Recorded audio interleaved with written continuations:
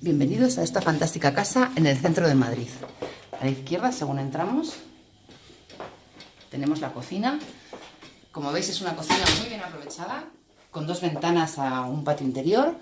Tiene 17 armarios y 4 metros de encimera libre. Tiene su escobero, el frigorífico, lavaplatos, lavadora.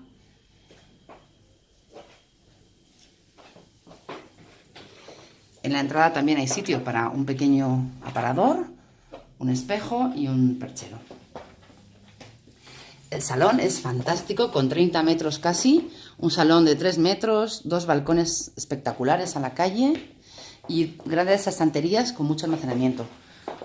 Como veis, la mesa también es una mesa grande de 8 comensales y la estantería al fondo tiene almacenamiento también para vajilla. La vista es espectacular, estando en Madrid con todo el esquinazo.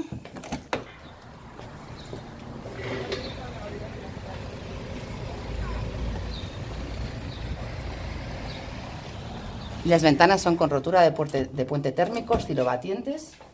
Y como veis, no se oye nada.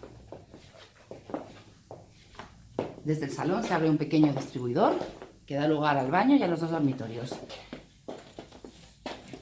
Uno de los dormitorios es exterior, con otro balcón a la calle.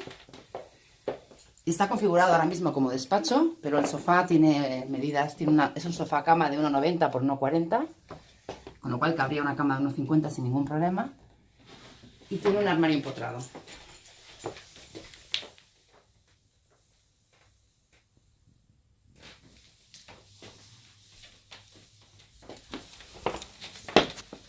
Como veis, toda la casa tiene focos halógenos, regulables en todas las habitaciones. Y los armarios están vestidos en madera y con puertas de cristal.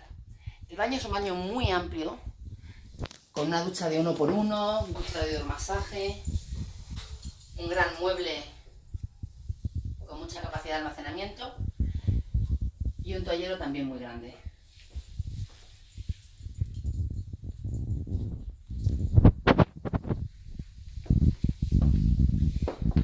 El dormitorio tiene luces halógenas, un gran armario vestido en madera, con cajoneras, zapateros, dobles barras para colgar, pantalonero, etc.